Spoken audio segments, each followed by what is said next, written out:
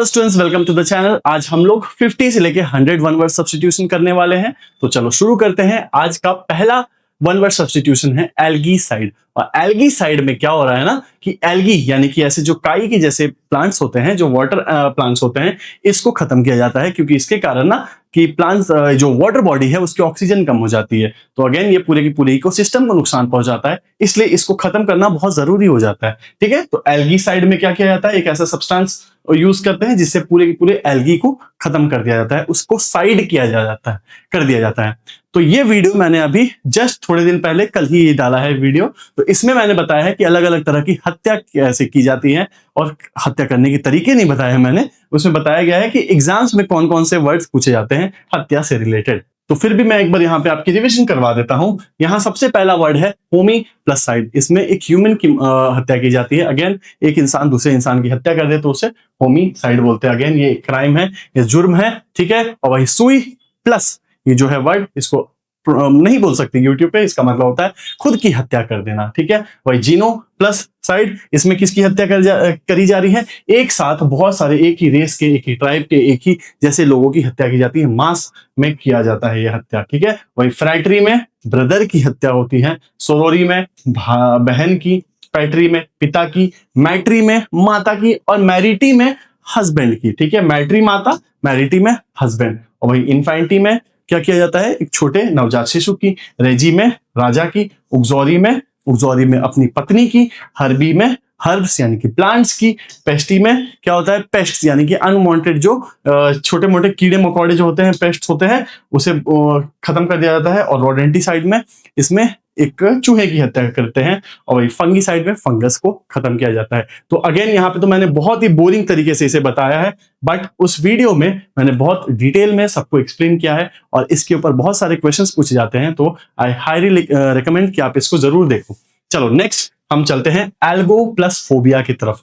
अब फोबिया से related words भी आपको बहुत सारे मिलने वाले हैं, और अगेन इसके ऊपर भी मैं एक सेपरेट वीडियो बना के डालने वाला हूं। तो एल्गो का मतलब होता है दर्द, एल्गो का मतलब होता है दर्द, और फोबिया का मतलब होता है घबराहट यानी कि डर।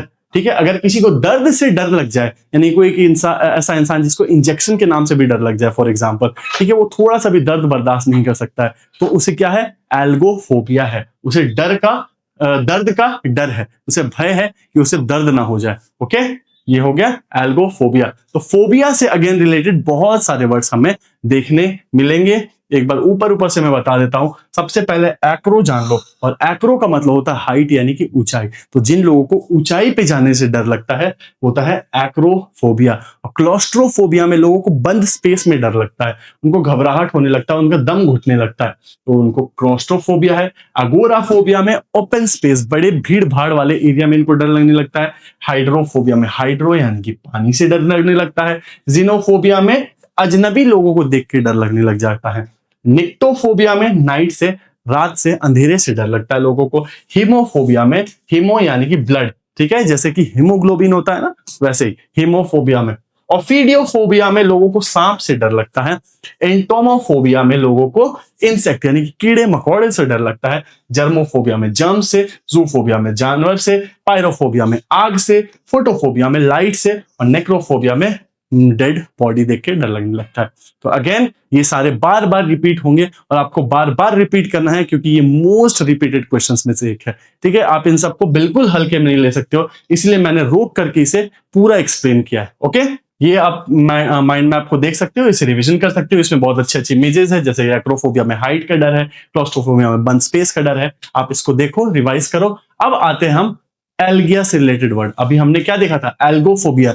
ये कहानी कहां से शुरुआत हुई थी, एल्गोफोबिया से। तो इसको डर का क्या था, इसको दर्द का डर था। ओके, तो एल्गोज यानी कि दर्द। इनसे और भी कौन कौन से वर्ड्स बनते हैं जो कि एग्जाम्स में आते हैं। तो सबसे पहला है न्यूरएल्जिया। इनको नसों में दर्द होता है। नस यानी कि नर्व्स, इसमें दर्द होने लग जाए तो न्यूरएल्जिया होता है।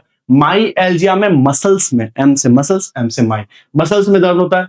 आर्थएल्जिया में घुटनों में, तो आर्थाइटिस जैसे लोगों को हो जाती है वो होता है। ठीक है, आर्थएल्जिया में जॉइंट्स में, कार्डियल्जिया में हृदय में दर्द। और वही एनाल्जेसिया, एनाल्जेसिया का मतलब होता है विदाउट दर्द। तो एक ऐसा सब्सटेंस जिससे लोगों का दर्द खत्म हो जाए उसे बोलते हैं एनाल्जेसिया। एनाल्जेसिक सब्सटेंस होगा वो। ठीक है, उसमें AN है और इसका मतलब होता है नॉट। ओके, नेक्स्ट है गैस्ट्रोएल्जिया यानी कि पेट में दर्द, ओडोंटोलजिया दांतों में दर्द। ओके, अगेन ये सब सारे वर्ड्स हैं। अगर आपने वन वर्ड पावर में डीजी वाली सीरीज देखी है तो आपको सारे के सारे रूट वर्ड्स देखे हुए लग रहे होंगे और इसको अब पढ़ना काफी आसान लग रहा होगा, राइट। चलो नेक्स्ट, ओटैल्जिया, डर्मेटैल्जिया और बहुत सारे अलग अलग है। इन सबको आप देखते रहना, रिविजन करते रहना, क्योंकि ये बार बार आने वाले हैं।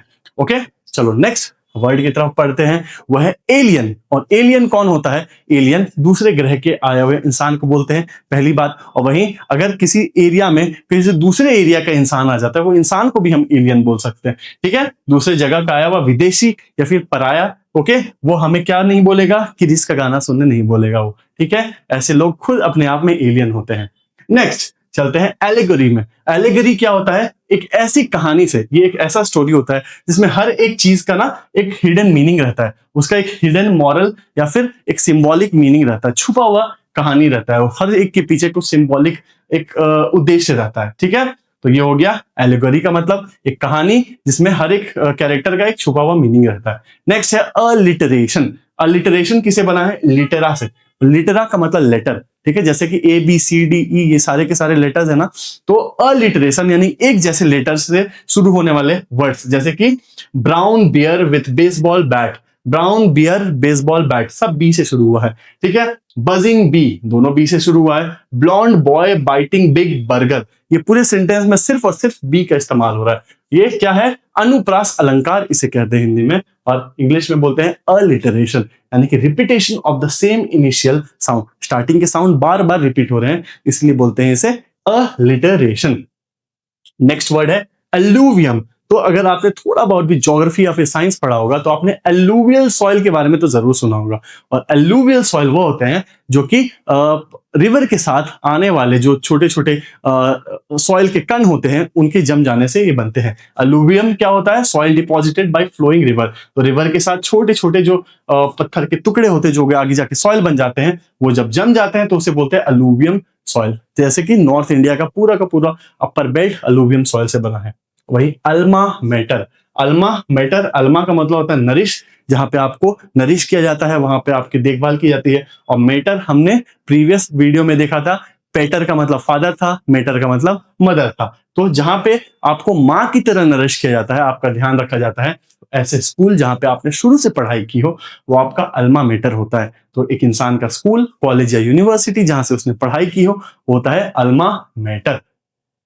और वहीं अल्मनैक का मतलब होता है ऐसे कैलेंडर से, कैलेंडर जैसे कि होता है ना, एक कैलेंडर में पूरा हिंदू तिथि से फॉर एग्जांपल पूरा डिटेल में रहता है, तो उसको बोलते हैं। और ये बना है अरेबिक वर्ड से, अरेबिक वर्ड अल मनाक, ठीक है, मंथ के लिए है मनाक, और इससे बना है कैलेंडर। तो एक अल्मनैक में क्या होता है? पूरा का पूरा ईयरली बुक ऑफ डेट रहता है, स्टैटिस्टिक्स रहते हैं, वेदर रहते हैं, सारे के सारे। नेक्स्ट है अल्पाइनिज्म। अल्पाइनिज्म, तो जो भी थोड़ा बहुत ज्योग्राफी अगेन आप जानते हो तो आपको पता होगा, जैसे कि हमारे इंडिया में हिमालयन माउंटेन सीरीज है, वैसे यूरोप में एल्प्स माउंटेन सीरीज है, ठीक है। एल्प्स माउंटेन उसी के नाम पे रखा है एल्पिनिज्म, ठीक है। तो माउंटेन चढ़ने की जो स्पोर्ट्स है उसे बोलते हैं एल्पिनिज्म, ठीक है। यहाँ पे चढ़ते हैं, पर्वतारोहण किया जाता है, पर्वत पे चढ़ा जाता है। एल्प्स माउंटेन सीरीज के ऊपर इसका नाम रखा गया है। नेक्स्ट है ऑल्टर। और ऑल्टर का मतलब क्या होता है? ये देख रहे हो, ये प्लेटफॉर्म जहां पे भगवान की मूर्ति रखी जा रही है, पूजा करने के सामान रखे जा रहे हैं, इसे बोलते हैं ऑल्टर। तो ठीक है, वेदी या फिर पूजा स्थल, इसे बोलते हैं ऑल्टर। एक ऐसा रेज स्ट्रक्चर जो ऊंचा उठा हुआ है, और ये पूजा पाठ के लिए या फिर सैक्रिफाइस के लिए, चढ़ाने के लिए काम आता है, इसे ऑल्टर बोलते हैं। नेक्स्ट है ऑल्टीमीटर, ठीक है। ऑल्टी का पहले मतलब जान लो। ऑल्टी का मतलब होता है हाई, कितना ऊंचा, ठीक है। अब हाई को क्या किया जा रहा है? हाई यानी कि हाइट, किसी ऊंचाई को मीटर किया जा रहा है, यानी कि नापा जा रहा है। जैसे कि थर्मो प्लस मीटर, उसमें थर्म को नापते हैं, हीट को नापते हैं, ओके। यहाँ पे किसको नाप रहे हैं? हाइट को नाप रहे हैं। तो एक ऐसा डिवाइस जिससे किसी चीज की हाइट को नापा जा सके, उसे ऑल्टीमीटर बोलते हैं। तो एक ऐसा इंस्ट्रूमेंट जिससे पता चलता है कि कोई चीज सी के लेवल से, समुद्र की सतह से कितने ऊपर पे है, वो अल्टीमीटर होता है, ठीक है। तो मैंने अभी जैसे आपको बताया थर्मोमीटर, वैसे बहुत अलग अलग तरह के मीटर वाले सब डिवाइसेस होते हैं। जैसे कि बैरोमीटर में एयर का प्रेशर नापते हैं, स्पीडोमीटर में स्पीड नापते हैं, ऑल्टीमीटर हमने देख लिया, हाइड्रोमीटर में पानी को नापते हैं, वही एनीमोमीटर में विंड की स्ट्रेंथ को नापते हैं। सिस्मोमीटर अगेन ज्योग्राफी से रिलेटेड टर्म, इसमें अर्थक्वेक की इंटेंसिटी को नापते हैं। पायरोमीटर में किसी के हीट को नापते हैं। तो ये सारे मैप्स माइंड मैप्स है, इसको आप देख करके याद कर सकते हो, रिवाइज कर सकते हो। नेक्स्ट जानो ऑल्टीट्यूड। और ऑल्टीट्यूड तो आपने भी जरूर पढ़ा होगा, ऑल्टीट्यूड का मतलब ही होता है हाइट। ऑल्टी से बना है, ऑल्टी का मतलब अभी जस्ट देखा था हमने ऑल्टीमीटर में, जिसका मतलब था हाइट, ऊंचाई, उससे बना है ऑल्टीट्यूड, यानी कि कोई चीज कितना ऊंचा है सी लेवल से वह पता चलता है। नेक्स्ट वर्ड जानो वो है ऑल्ट्रुइस्ट। और ऑल्ट्रुइस्ट वर्ड पार्मेडिजी के पहले ही चैप्टर में हमने पढ़ा है। तो ऑल्ट्रुइस्ट बना है ऑल्टर से, और ऑल्टर का मतलब होता है अदर, अदर। और आईएसटी का मतलब होता है कोई पर्सन, जैसे कि आर्टिस्ट, गिटारिस्ट, लिरिसिस्ट, फिजिसिस्ट, सबके लास्ट में आईएसटी लगा है। तो अदर के बारे में जो स्पेशलिस्ट होता है, अदर के बारे में सोचने में स्पेशलिस्ट होता है, दूसरों की भलाई करता है जो इंसान, उसे हम बोलते हैं ऑल्ट्रुइस्ट। ठीक है, और इसका जस्ट उल्टा वो होता है ईगोइस्ट। और ईगोइस्ट इंसान अपने बारे में सोचता है, वो सेल्फिश होता है। ठीक है, तो ऑल्ट्रुइस्ट दूसरों के बारे में सोचता है और ईगोइस्ट अपने बारे में सोचता है। और नेक्स्ट है एल्यूमिनस, इससे बना है एल्यूमिनाई, भी आपने सुना ही होगा। तो एक farmer student of a school या कॉलेज, एक स्कूल या कॉलेज का पुराना जो स्टूडेंट रहता है उसे उसके वहां के एल्यूमिनस बोलते हैं। ठीक है, एल्यूमिनस एक फॉर्मर स्टूडेंट को बोलते हैं, इसी से बना है एल्यूमिनाई। नेक्स्ट वर्ड है एमेचर। और एमेचर कौन होता है? वह इंसान जो कि मैच्योर नहीं हुआ है, वो एमेचर है। ठीक है, कोई भी चीज को वो सिर्फ प्यार से करता है, वो चीज का प्रोफेशनल नहीं है, उसे वो प्रोफेशनल लेवल पे, बहुत अच्छे लेवल पे नहीं करना है, वो बस शौकिया कर रहा है। जैसे कि न्यूज़पेपर सिर्फ शौक से पढ़ रहा है, ये इंसान सिर्फ शौकिया आ गया यहाँ पे। ठीक है, तो इसे बोलते हैं एमेचर, एक पर्सन जो कि डज समथिंग फॉर प्लेजर, ना कि प्रोफेशनली नहीं कर रहा है, सिर्फ मजे के लिए कर रहा है। नेक्स्ट है एमैक्सोफोबिया। और एमैक्सोफोबिया का मतलब क्या होता है? एक ऐसा इंसान जिसको गाड़ी में डर लगता है। ठीक है, उसको गाड़ी में राइड करने में बहुत डर आता है, फियर होता है। फोबिया हमने देखा था ना, फोबिया यानी कि डर, और इसको किससे डर है? एमैक्सो से। और एमैक्सो का मतलब कैरेज, यानी कि कोई चीज जो उठा के ले चलता है। ठीक है, कैरी करता है, तो ये होता है एमैक्सोफोबिया। वही एम्बेसडर कौन होते हैं? एम्बेसडर ये बने हैं एम्बैक्टस से, जिसका मतलब होता है सर्वेंट। अगेन ये किसके सर्वेंट है? देश के सर्वेंट है, और ये किसी के बिहाफ में जाके वहां पे रिप्रेजेंट करते हैं। राइट, जैसे कि ये इंडियन एम्बेसडर जो रहेंगे वो इंडिया को रिप्रेजेंट करेंगे ऑफिशियली। ठीक है, सबके सामने, फॉर एग्जाम्पल यूनाइटेड नेशंस के सामने। नेक्स्ट वर्ड है एम्बीडेक्स्ट्रस। ठीक है, ये बना है एम्बी यानी कि बोथ, दोनों, प्लस डेक्स्टर से, और डेक्स्टर का मतलब होता है कला। तो वे लोग जिनके दोनों हाथ में कला हो, दोनों हाथ से लिख सकते हैं, उन्हें बोलते हैं एम्बीडेक्स्ट्रस। अगेन इसको हमने वर्ड पार्मेडिजी में देखा है। ठीक है, दोनों हाथ में कला होने वाले लोग, इसके तो दोनों हाथ और दोनों पैर में भी कला है, तो ये एम्बीडेक्स्ट्रस है। राइट, तो दोनों हाथ से काम कर सकते हैं ये। नेक्स्ट है एम्बियंस। और एम्बियंस से बना है जिसका मतलब होता है सराउंडिंग, माहौल, वातावरण, आसपास का। तो जैसे कि बोलते हैं ना, खूबसूरत एम्बियंस है उस जगह का, यानी कि वहां का वातावरण, उसका सराउंडिंग बहुत ही खूबसूरत है। ठीक है, परिवेश, वातावरण सुंदर है।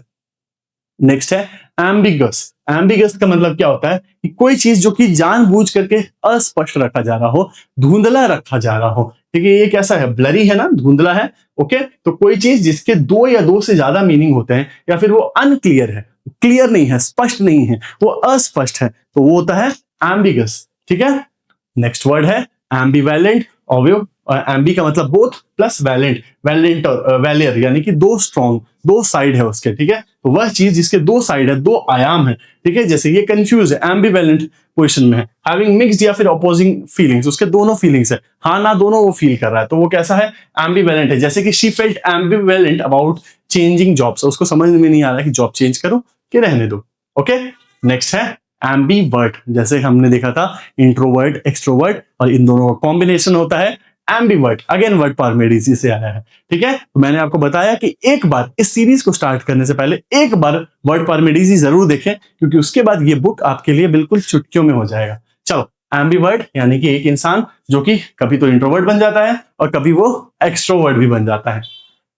और वही है एम्बल। और एम्बल अराउंड मतलब कि कहीं रैंडमली घूमना, टहलना, स्लोली इंजॉय करते हुए, कैजुअली, इसको बोलते हैं एम्बल करना, वॉक करना बेसिकली। ओके, और वही अमीलियोरेट, इसका मतलब होता है किसी के दर्द को कम करना, किसी की प्रॉब्लम को कम करने की कोशिश करना, उसे थोड़ा आराम देने की कोशिश करना। टू मेक समथिंग बेटर, सुधारना, बेहतर बनाना ना, इसका मतलब मिलियोर से बना है, यानी कि बेटर, बेहतर बनाना किसी से, और साथ में अ लगा है, यानी कि टू मेक समथिंग बेटर।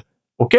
और भाई अमीनेबल का मतलब होता है कि वह इंसान जो बहुत इजीली यस यस कर देता है और बातों को इजीली मान जाता है। विलिंग टू एक्सेप्ट या फिर कोऑपरेट, बहुत इजीली किसी चीज से या फिर किसी इंसान से वो सहमत हो जाता है और आज्ञाकारी वह रहता है। तो ये कैसे लोग होते हैं? अमीनेबल होते हैं ये लोग। ओके। और भाई एमिकेबल कौन लोग होते हैं? एमिकेबल वो लोग होते हैं जो कि एमिकस होते हैं, और एमिकस का मतलब होता है फ्रेंड। ठीक है, अभी आपको एमिकेबल दिख रहा है और जस्ट इससे रिलेटेड वर्ड है वो है एमिएबल। ठीक है, जस्ट उसमें सिर्फ आप सी हटा दो तो बन जाएगा एमिएबल। अगेन ये इस चीज को भी हमने सिनोनिम्स और एंटोनिम्स में पढ़ा है। एमिकेबल का मतलब फ्रेंडली और पीसफुल, दोस्त के जैसा। ओके। और अगर किसी चीज को आप एमिकेबली कर रहे हो तो ये एडवर्ब का काम करेगा, राइट। ये किसी वर्ब के साथ लगेगा, जैसे यहां लग रहा है द मैटर वॉज सेटल्ड। कैसे सेटल किया गया? एमिकेबली, बहुत प्यार से। दे पार्टेड, वो कैसे पार्ट हुए, अलग हुए? एमिकेबली। तो यहाँ पे ये एडवर्ब का काम कर रहा है, और ऐसे भी ज्यादातर एडवर्ब के लास्ट में एलवाई भी लगता है। ठीक है, तो एमिकेबली का मतलब ये हुआ।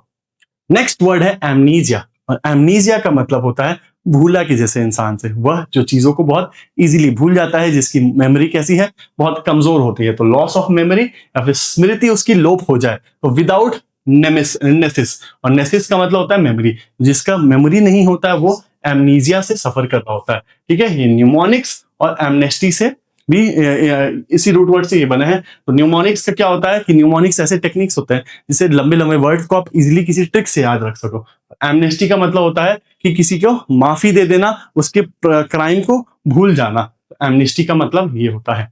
ठीक है, एमनीजिया देख लिया, और एमनेस्टी का मतलब अभी जस्ट हमने देखा, इसका मतलब किसी क्राइम को पार्डन कर देना, माफ कर देना। ठीक है, किसी को एमनेस्टी दे रहे हो यानी कि आप उसको माफी दे रहे हो, ऑफिशियली पार्डन कर रहे हो उसके गुनाहों के लिए, उसको माफी दे रहे हो। You are forgiving the person.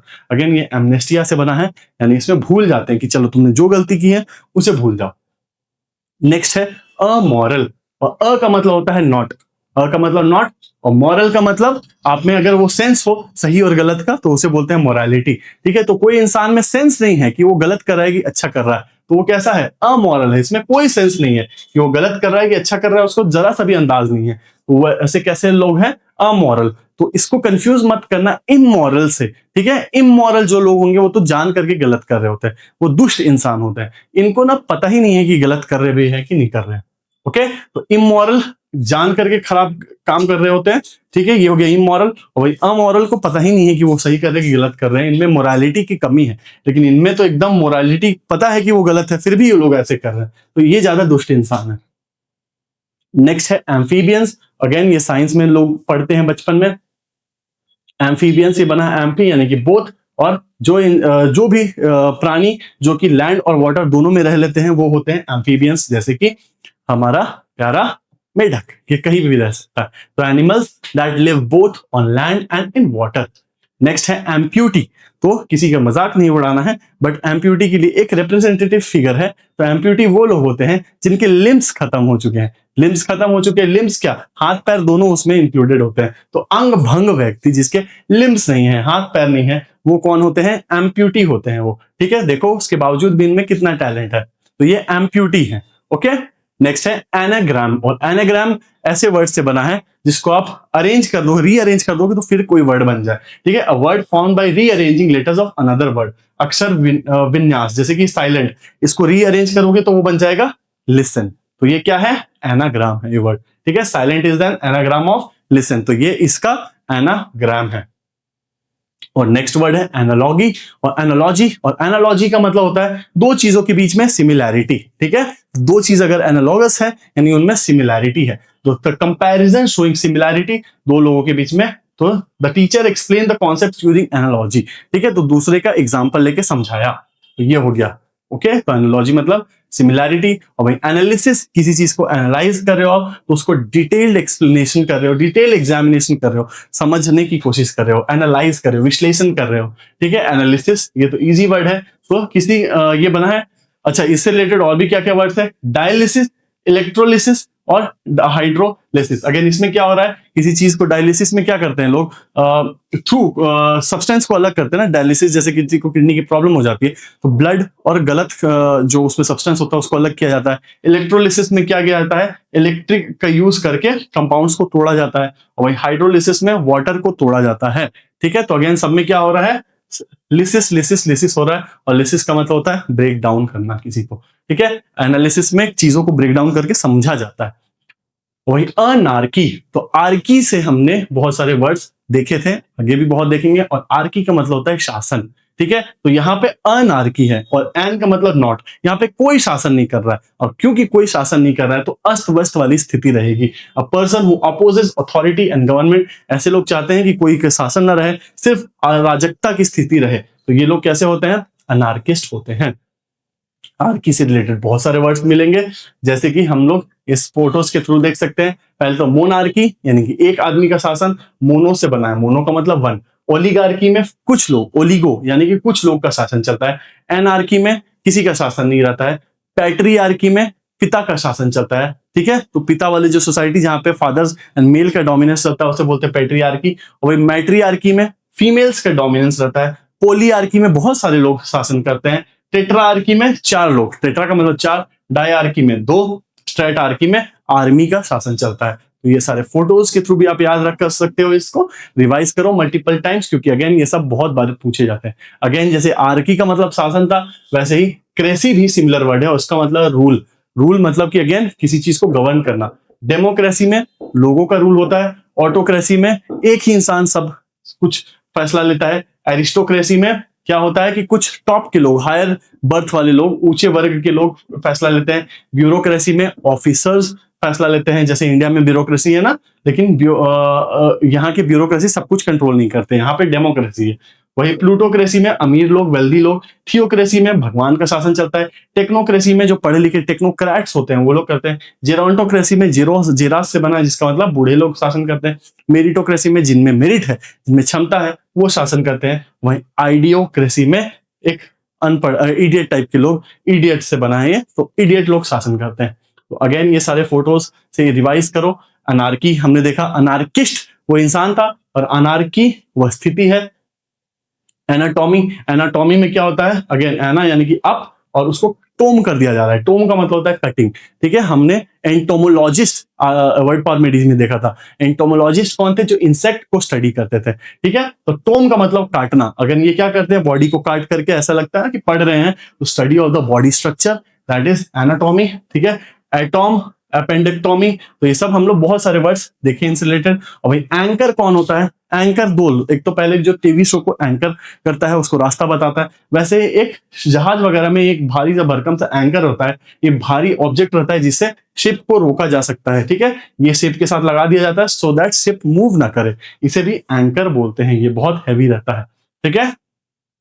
और भाई एंशिएंट का मतलब कोई चीज प्राचीन, जैसे कि एंशिएंट हिस्ट्री, ओके। एंशिएंट ये किससे बना है? एंटी, और एंटी का मतलब होता है बिफोर, पहले का। तो एंटीसीडेंट जो चीज पहले आता है। एंटीसिपेट जब आप पहले से अनुमान लगा लेते हो कि क्या होने वाला है। एंटीडेट यानी कि जो तारीख से पहले था। और भाई एंटीरियर यानी कि जो समय में पहले आता है। सब में एंटी है, और एंटी का मतलब होता है पहले या फिर बिफोर। नेक्स्ट है एनेक्डोट, और एनेक्डोट का मतलब होता है एक छोटी सी शॉर्ट इंटरेस्टिंग सी कहानी, ठीक है। अगेन जो दादा नाना हमें सुनाया करते थे उसे बोलते हैं एनेक्डोट, कहानी। ओके, ऑफन वो इंटरेस्टिंग होते हैं। और वही एनाइल का मतलब होता है बूढ़े, विमेन से रिलेटेड। चाइल्डिश, वो लोग थोड़े से बचकांड हो जाते हैं, बच्चों की तरह बिहेव करने लग जाते हैं, क्योंकि उनका एज हो चुका है, 60 होने के कारण वो सठिया जाते हैं, तो इनको हम एनाइल बोलते हैं। और भाई एनिमोसिटी का मतलब होता है एनिमस से बना है। एनिमस का मतलब होता है माइंड। जब दो लोगों का माइंड एक जैसा नहीं होता है और आपस में झगड़ा करते हैं वो, तो उनमें बहुत ज्यादा दुश्मनी है, हॉस्टिलिटी है, नफरत है एक दूसरे के लिए, तो वो क्या है उनके बीच में? एनिमोसिटी है। तो ये इसका मतलब हो गया। नेक्स्ट वर्ड है एनाइहिलेट करना, और एनाइहिलेट करने का मतलब होता है किसी को पूरी तरह से तबाह कर देना, डिस्ट्रक्ट कर देना, खत्म कर देना। ये निहिल से बना हुआ, निहिल का मतलब होता है नथिंग, कोई चीज एकदम बराबर, जीरो, शून्य के बराबर। तो किसी चीज को आप शून्य बना दो तो आप उसको एनाइहिलेट कर दे रहे हो। वही एनिवर्सरी, एनस से बना है। एनस का मतलब ईयर यानी कि साल, तो किसी का एनिवर्सरी साथ में वर्ड, तो साल घूम के वापस आ जाए तो एनिवर्सरी होता है वो, ठीक है। एक साल जब घूम के आता है। जैसे बहुत सारे वर्ड्स है, जैसे कि एनुअल जो साल में एक बार होता है। एन्यूटी यानी कि जो ईयरली पेमेंट किसी को दिया जाता है। पर एनम सुना होगा, यानी कि साल भर में एक बार। अगेन एन्यूटी यहाँ पे फिर से आ गया, यानी कि साल भर में देने वाला अमाउंट जो कि फिक्स किया जाता है। एक ऐसा फिक्स्ड अमाउंट जो कि किसी इंसान को मिलता है साल भर में एक बार, एक ही टाइम पे। और भाई एनॉमली यानी कि जो चीज नॉर्मल ना हो, नॉर्मल का सिर्फ आर मिसिंग है, बाकी सारा स्पेलिंग सब एक जैसा है। तो जो चीज अनॉर्मल है, अब नॉर्मल की जैसा है, नॉर्मल स्थिति से हट के है, वो अनॉर्मल होता है। ठीक है, यानी कि जो चीज अपने नॉर्मल बिहेवियर से हट के होता है, जैसे कि धोनी का गुस्सा आना, तो ये बहुत रेयर था कि जब धोनी को वाकई गुस्सा आ जाए, तो ये अनॉमली था। और इनसे रिलेटेड एक वर्ड और हमने पहले देखा था, वो था अबरेशन, ABERRATION। ठीक है, अबरेशन ABBE। ओके, तो उसमें क्या होता है कि नॉर्मल बिहेवियर से हट के कोई बिहेव करता है।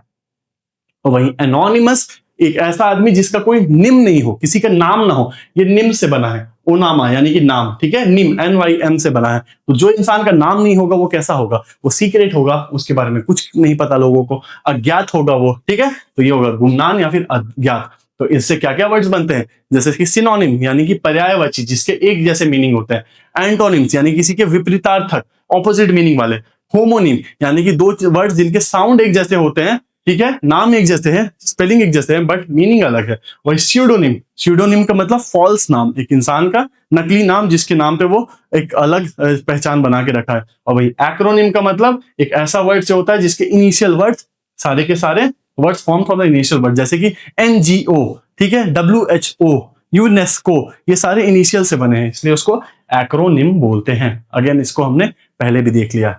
तो इस तरह से हमने 50 नए वर्ड सब्स्टिट्यूशंस कर लिए हैं। अब इस सीरीज को कंटिन्यू करेंगे आगे की वीडियोस में। आई होप आपको ये वीडियोस अच्छी लगी हो। अपने फ्रेंड्स के बीच में शेयर करो, लाइक करो, सब्सक्राइब करो, वीडियो को हाइप करो और सीरियस कैंडिडेट्स के बीच में शेयर करो। मिलते हैं अगले वीडियो में। Thank you so much.